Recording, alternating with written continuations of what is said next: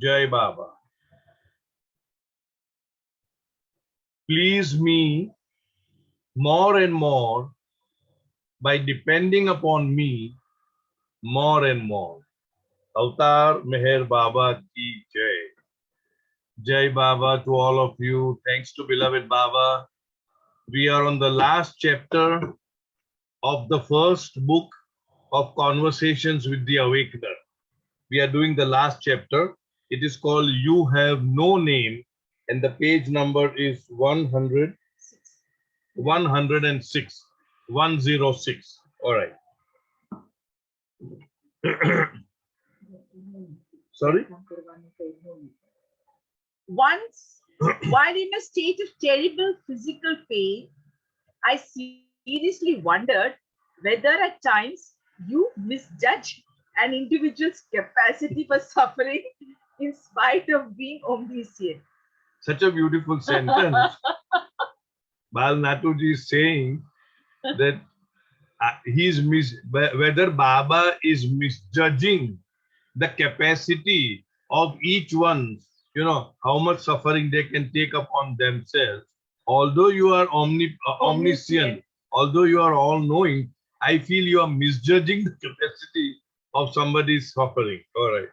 Tortured by muscle spasms and inflammation, excruciating days passed into sleepless nights. Seeking some cause or justification for what I was going through, I reviewed my recent past for transgressions or hurts that I had knowingly or unknowingly inflicted on others. But as far as I could recall, I had harmed no one, not even in my thoughts. I had, in fact, been an exceptionally good boy. So here again something that comes out is whenever we suffer, we try to look back whether we have knowingly or unknowingly done something wrong to cause suffering to others, as a result of which today I am suffering. So he says that I just tried to recollect whether by any chance I have harmed anybody. But he said nothing of that sort came to my mind. So that means I had not harmed anyone. Always looking too deep for answers, I grumbled to myself miserably. What good is philosophizing at a time like this? I had asked everyone to leave me alone as it was mortifying to have them see me in this condition. Whenever we are unwell, we want to be kept alone because we don't want somebody to see us in a miserable state. Most of us, as we know, wear masks when we have to present ourselves to others. But if you are sick, if you are really not too well, you've not washed your face, you're not shaved, you're not, hair is absolutely disheveled, yeah, then we do not want anybody to see us. We don't want anybody to come and meet us at that time. I find it extremely embarrassing. Mortifying is extremely embarrassing. We become very embarrassed when somebody or just walks in out of good intent actually to ask us, how do you feel? How are you feeling now? But we are in no so-called physical shape to face them because we are all, what should I say, not dressed up to face somebody. Even mentally. So now I was alone with my suffering and my fear. I turned on. Sorry, I keep interrupting, but and whenever we have suffering, there is always an element of fear. One fear is, this is my karma, which obviously is, which is hitting me. I should not have done this or done that or whatever this. And the other fear is, what now? What is going to happen? Am I going to survive? Am I going to die? Is somebody going to be with me? Am I going to be alone? And all these unnecessary, anxiety crops up in our mind. I turned on my side, closed my eyes, and the tears began to flow. I wanted to sob and weep unrestrainedly and moaned aloud. Oh, moaning is a cry out of pain. Oh, ah. I groped beneath my pillow for my handkerchief. It wasn't there. I searched my pockets, but still couldn't find it. Pain was now coupled with irritation. Always another thing, whenever we are suffering, then the slightest thing which goes against our what we are trying to do, it we get irritated, and the irritation is blown out of proportion. You see, we just so simple thing that Balnatuji, the author, was trying to search for a handkerchief which he had tucked inside the pillow. He's not able to get the handkerchief. The pain is already there. I am unable to find my handkerchief, and then pain plus irritation. Use mine, I heard your familiar voice say. Baba says, use mine. Immediately, Baba always comes at the most appropriate time and in a very, very beautiful way. Use mine, he says.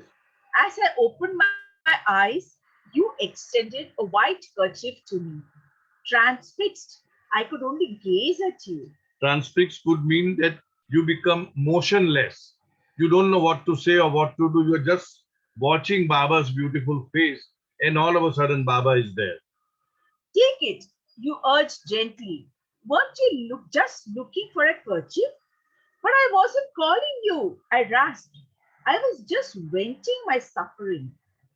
Even a worldly father does not wait for a formal invitation to visit his dear ailing son. And you expect me to wait for your call? Such a beautiful thought that the author is saying, but I was not even calling out for you.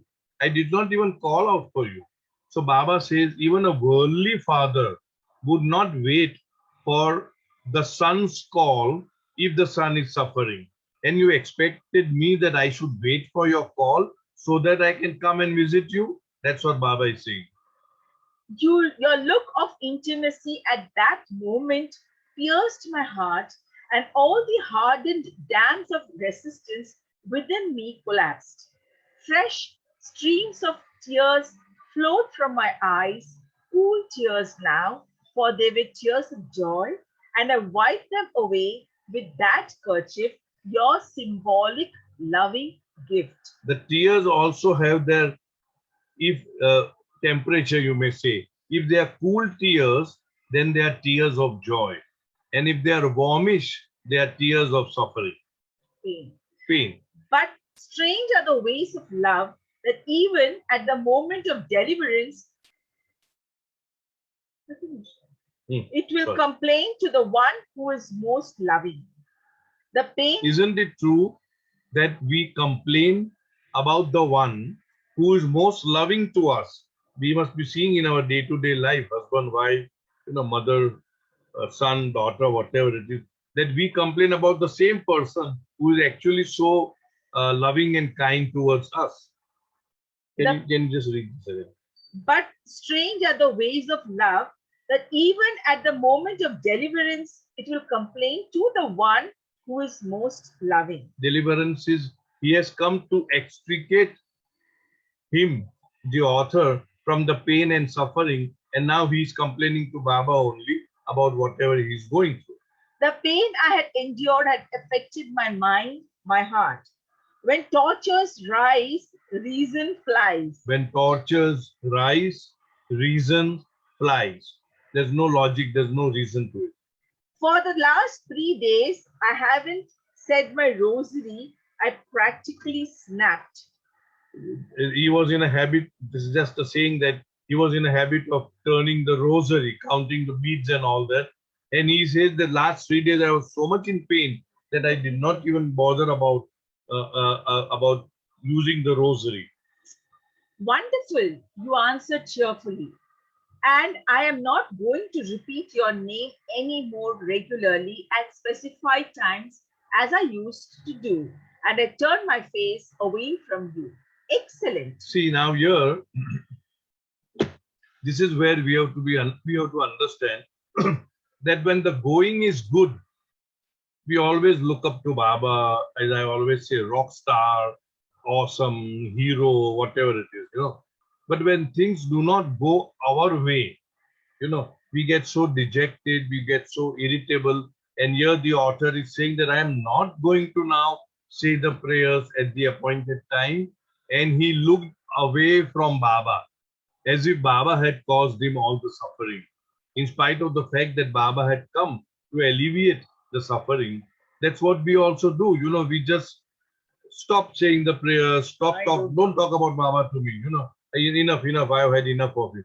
And then, of course, gradually we again turn around and go to Baba. It's not because of any qualifications on our part, but it was because of Baba's, absolute unconditional love for us that once again draws us. So he just turns his face away from Baba. I was flabbergasted. Are you joking? No, I'm very happy to hear this. Baba said, excellent. Baba said, I did it. excellent. That is why he said, are you joking? No. Too much. I have no special. I know I'm very happy to hear this, for I have no special name. I am the nameless one. In fact, my name is unspeakable. All names are drowned in my silence. So any love-filled sound uttered with earnest longing becomes my name. It reaches straight to my heart, and my presence flows to those who suffer like a healing balm, at other times like tides of bubbling joy. You mean to say that your visiting me is not dependent upon my calling you? I am not dependent upon or bound by anything. So I am free to visit with or without an invitation. Just one. I would like to repeat this paragraph because it is very profound, where Baba says, okay, when Baba said, excellent, that you have stopped taking my name. I am very happy. And the author says, I'm flabbergasted. Are you joking? I'm surprised. Are you joking? Baba says, no. I am very happy to hear this, for I have no special name. I am the nameless one. In fact, my name is unspeakable. All names are drowned in my silence. So any love-filled any love-filled sound uttered with earnest longing becomes my name. This is very important. It's not necessary, of course, Baba, as word Baba, has its own potency, has its own importance, because Baba himself gave that name. But at the same time, Baba says that it has to be a love-filled sound. With earnest longing becomes my name. It reaches straight to my heart, and my presence flows to those who suffer like a healing balm, at other times like tides of bubbling joy. Then, of course, you mean to say you never came because I invited? He says, I am absolutely not bound by anything, whether invitation or no invitation. I come on my own whenever I feel like. I laughed even though I was still in pain. Your words offered me freedom to implore you by any name at any time. It is not just the sound that matters, I ventured, but the feeling of total reliance on you. It is not the sound, but the feeling of total reliance on you. Now you really are becoming a good boy. I was really feeling a tremendous sense of release and relief, for your words had taken so much pressure off my head and my heart. But why were you confused earlier? You asked. Do you take me to be a businessman or salesman of spiritual truths? I am just as ever I am, the most natural one who is totally free and utterly bound. What would you call this state? Do you expect me to try to define your nature?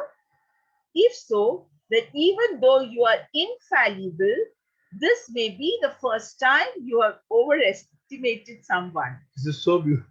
The wordings are so beautiful. Like earlier times, the author says, although you are omniscient, all knowing, I think there is some misjudgment in your judging the amount of suffering that I could take upon myself. Because he was self pitying. Now here he says such a beautiful sentence, do you expect me to try to define your nature? Because when Baba said these words, but why were you confused earlier? You asked.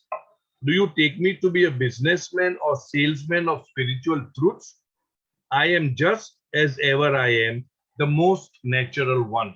So you cannot catch him or slot him in any particular slot, who is totally free and utterly bound, totally free in himself and utterly, in a sense, miserably bound in each one of us. What would you call this state? Baba is asking the author. So he said, do you want me to define your nature? And now superbly he says, if so, if you want me to do that, then even though you are infallible, infallible means not capable of making any fallacy or mistake. That means you cannot make any mistake or judgment and all that. So he said, even though you are infallible, this may be the first time you have overestimated someone. Means he's trying to tell Baba that you have overestimated my capacity to know the truth of your nature.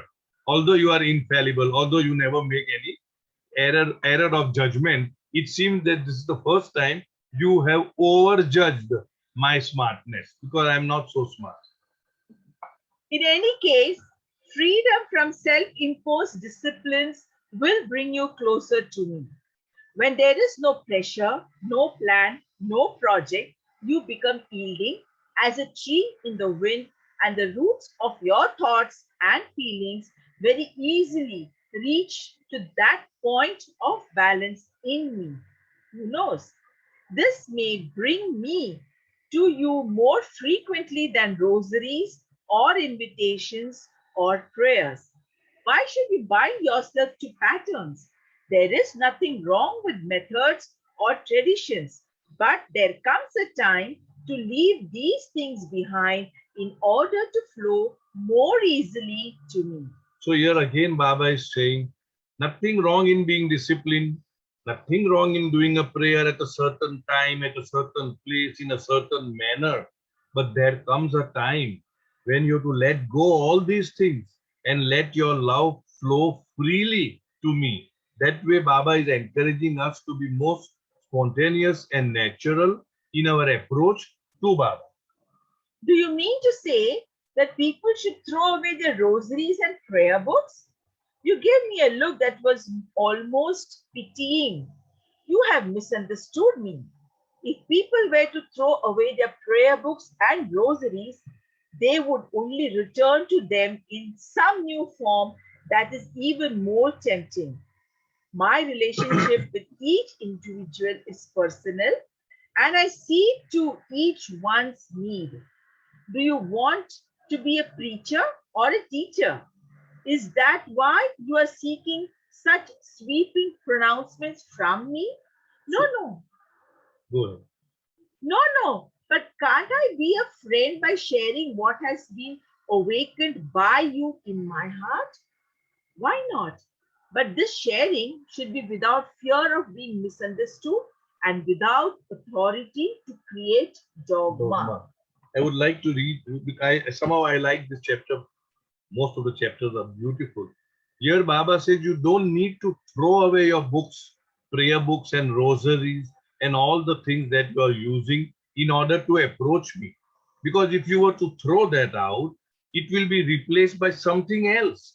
That means we are so conditioned to go through a certain process. Means we need to have a certain procedure, a certain methodology, a certain way of sitting, a certain way of standing, a certain way of bending, a certain time, a certain place.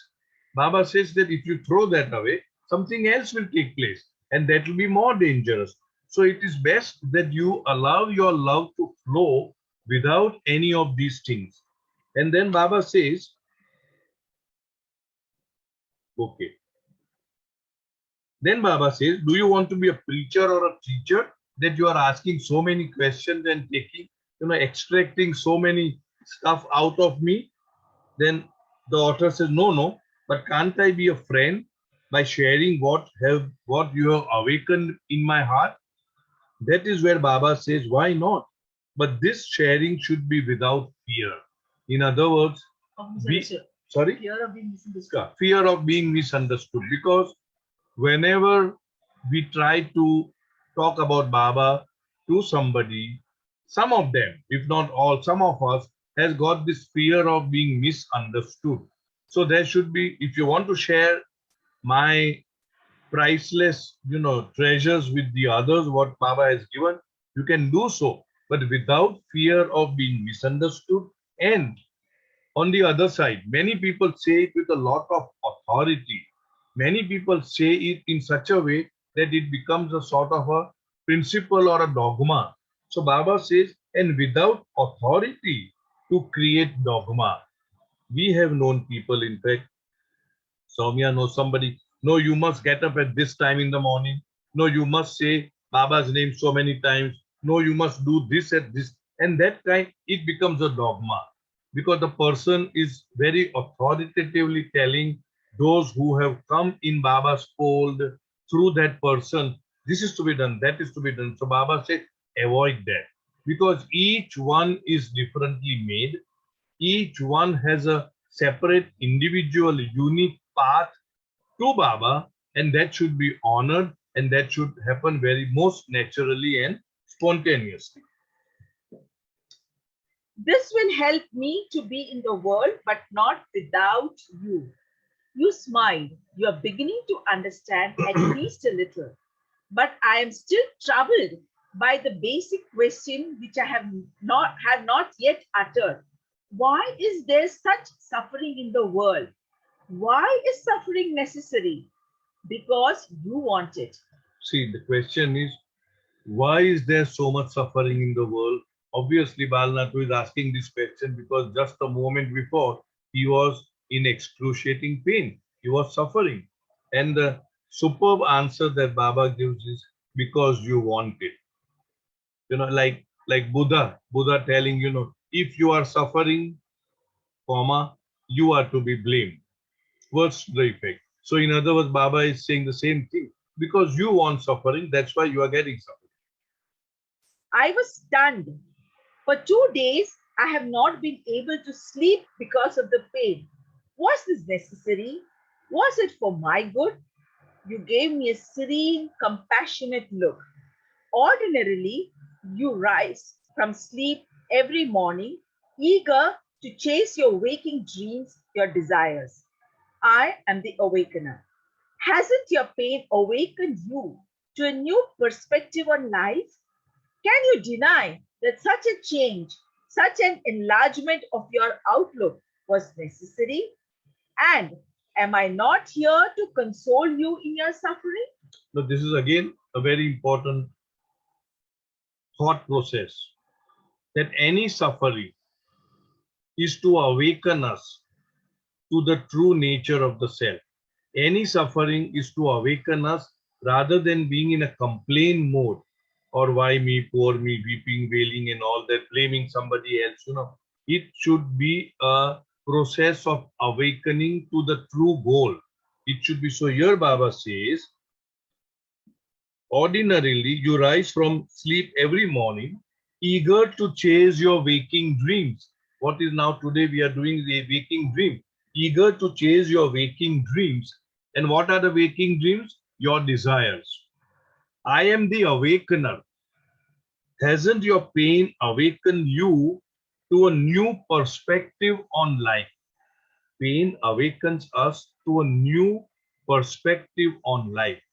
When we suffer too much, we realize what is the worth of so many houses, or so many cars, or so much of bank balance, so many investments. You realize that they are just nothing, they're just pieces of paper. It has no meaning.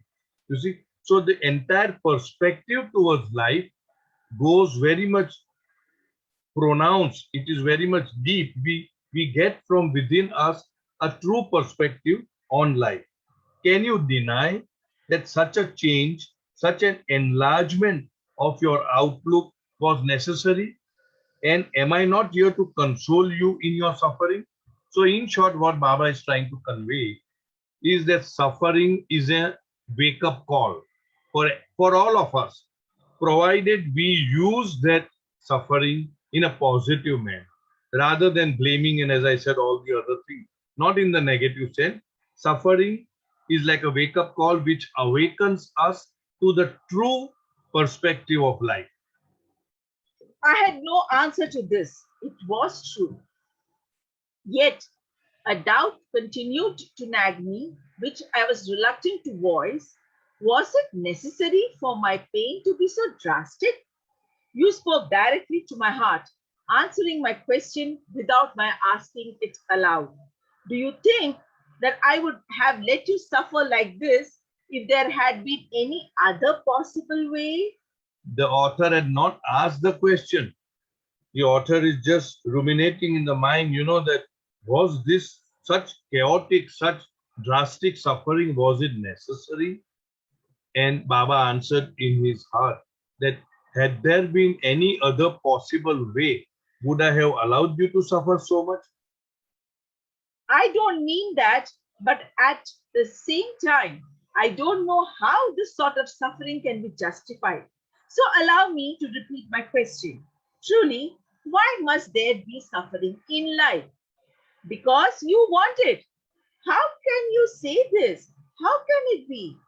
Suffering is an adjustment of awareness that comes about through the law of compassion. It balances and also accelerates the consciousness of reality within each one. See, again, mark the words, so beautiful. Suffering is an adjustment of awareness that comes about through the law of compassion. In other words, not law of karma, law of compassion. In fact, law of karma is a law of compassion only, that we are balancing out whatever we have already done, so that we don't have to face that again. It is squared, balanced, equal. So I'll repeat this very superb word. Suffering is an adjustment of awareness that comes about through the law of compassion. It balances and also accelerates the consciousness of reality within each one. It balances, that we know, because no suffering can come unless it was necessary in order to balance some sort of past karmas. So it balances and also accelerates the consciousness, so that you are become free as soon as you can, as soon as possible. How is this done? I still don't understand. Through sound, touch, sight, taste, and smell, the wonder of each moment continually expresses itself in life. This is the flow of beauty in the impermanence of illusion, and it is all intended to invite you to the real, renewing beauty that I am. But the moment anyone tries to distort this function, some sort of suffering naturally sets in. This is a gift, not a curse. Please try to follow these thoughts.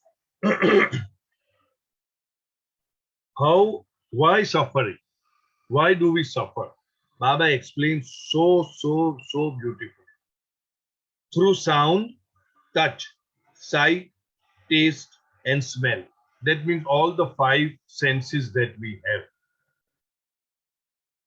The wonder of each moment continually expresses itself in life. We see, we hear, we taste, we touch, we smell.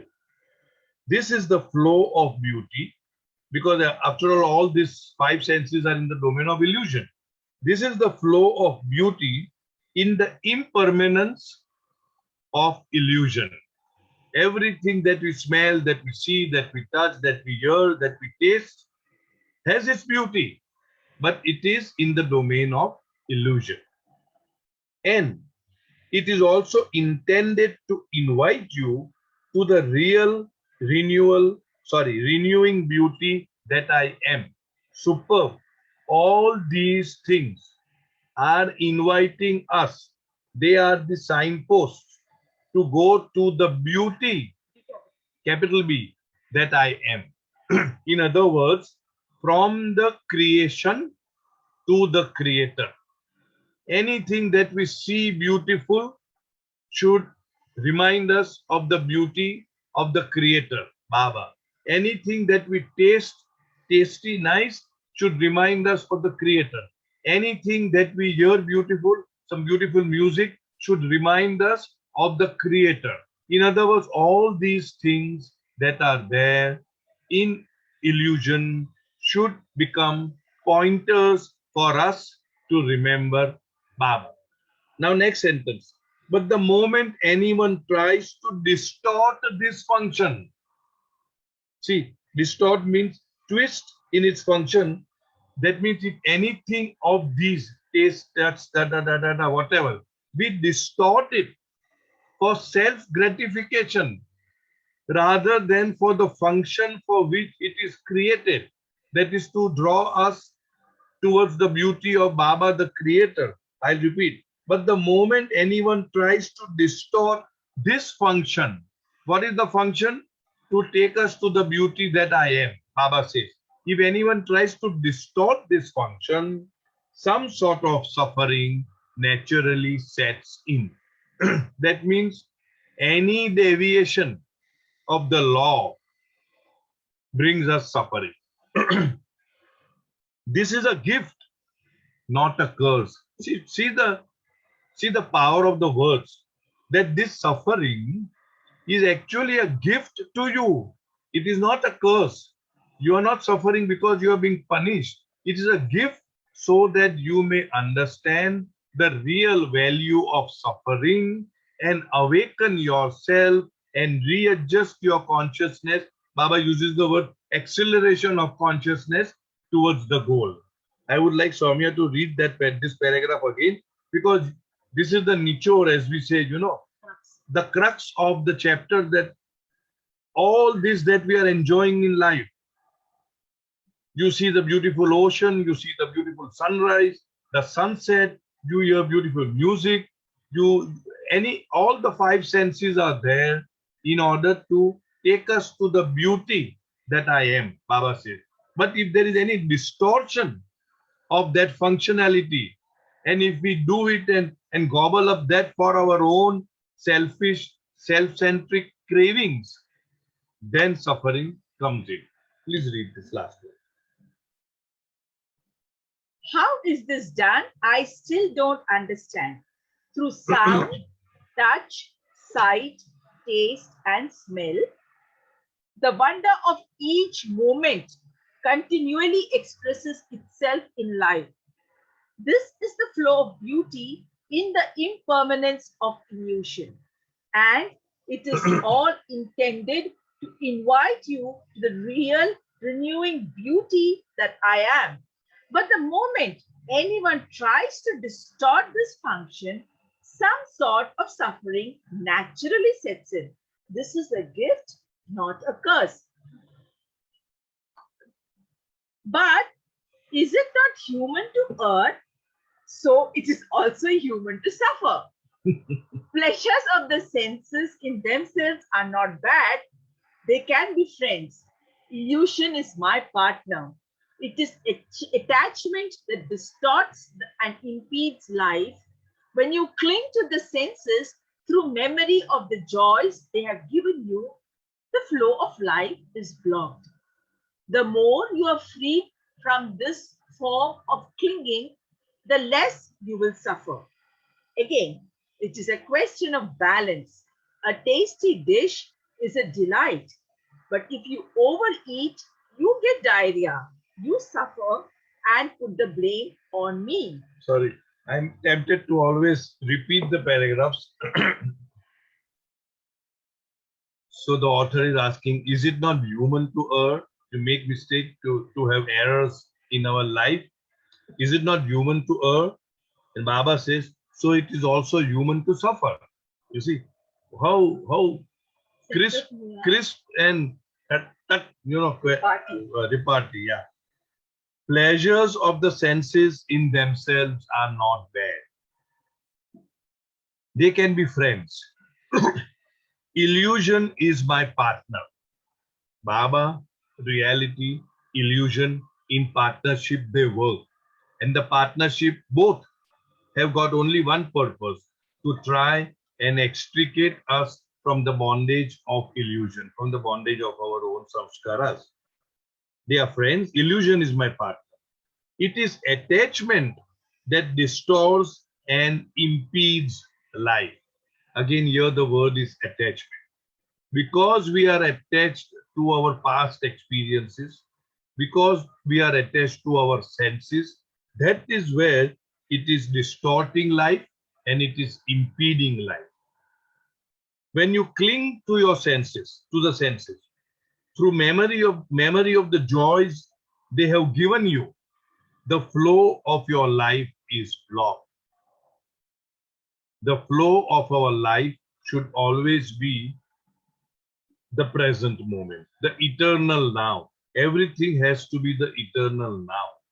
If we are dependent, or if we are living in the past because of some happening, some experience, it could be pleasurable, it could be the other way around, that is what blocks the flow of our life.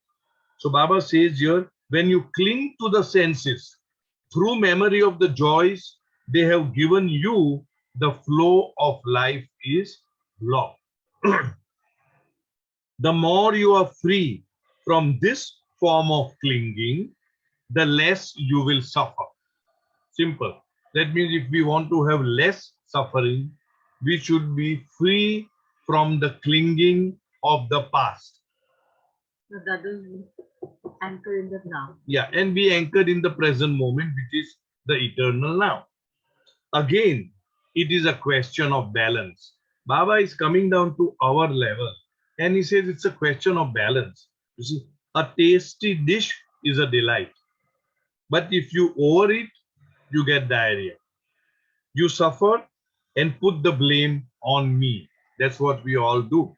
We transgress laws, normal laws. For example, simple law of this: you become a glutton and you have diarrhea or you have any other sort of problem, and then you talk to Baba, you blame Baba. Why is it that I am suffering? So Baba is talking about here. We kept on talking about poise, equanimity, and equanimity. Here again, Baba is talking. It's a question of balance. Enjoy everything, but do not be attached to it. You must know when to leave things behind and move forward rather than being attached to it. Yet you come to forgive us and awaken us, sometimes gracefully, sometimes painfully.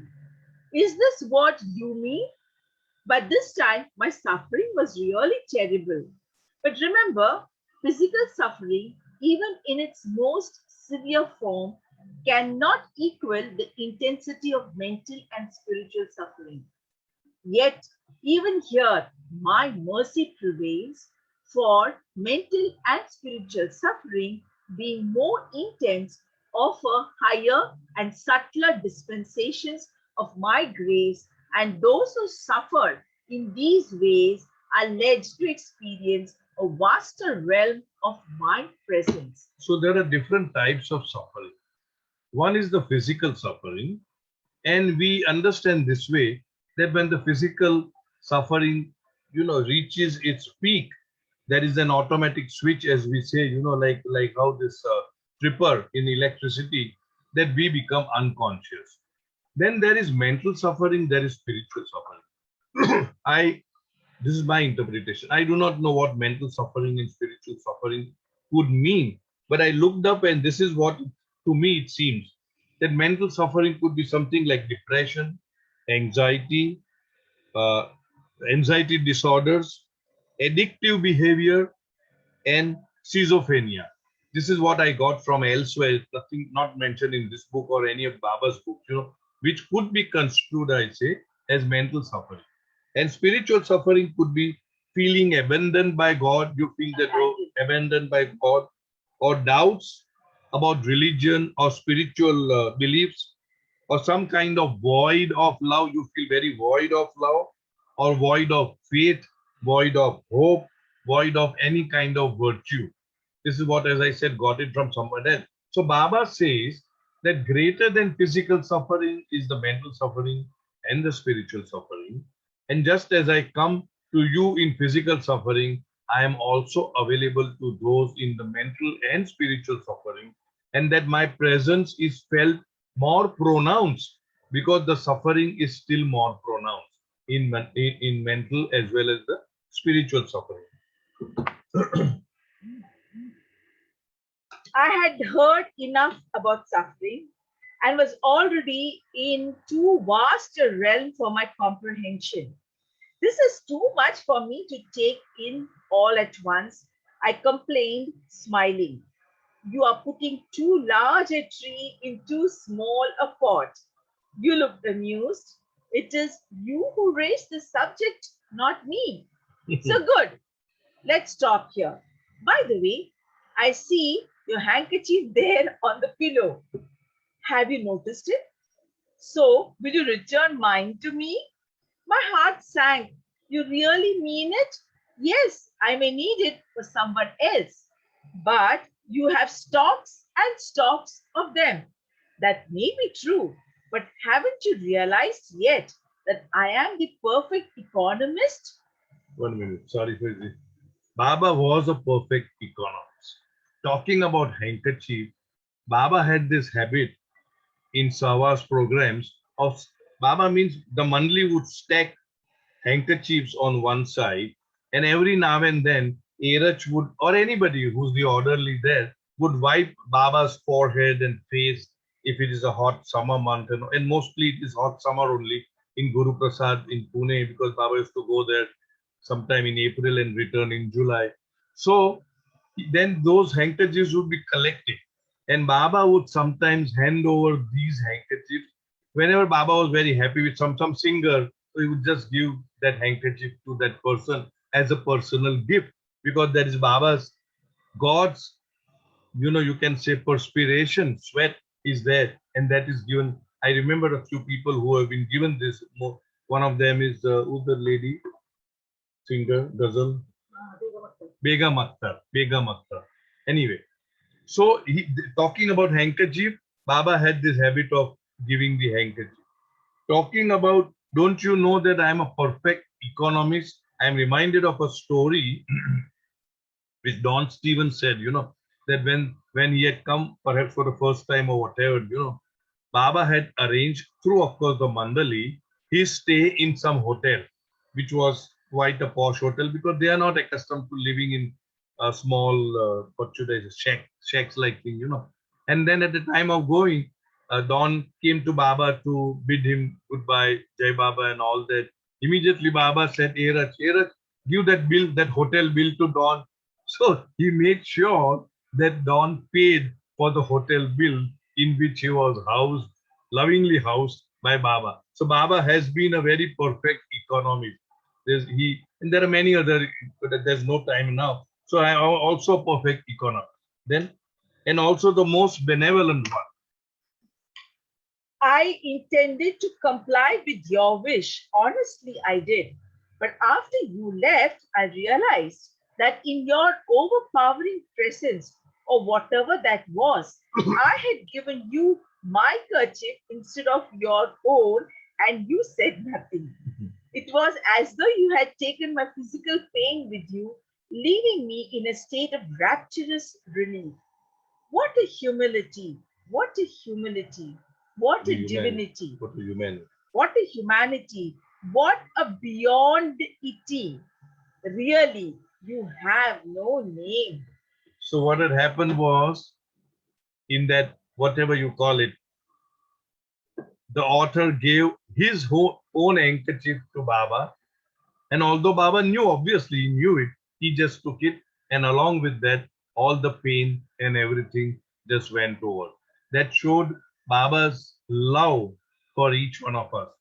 Thinking about that, I'm reminded of a very short WhatsApp that came very profound, where a 5 year old girl is asking a 7 year old brother, asking a question, what is love?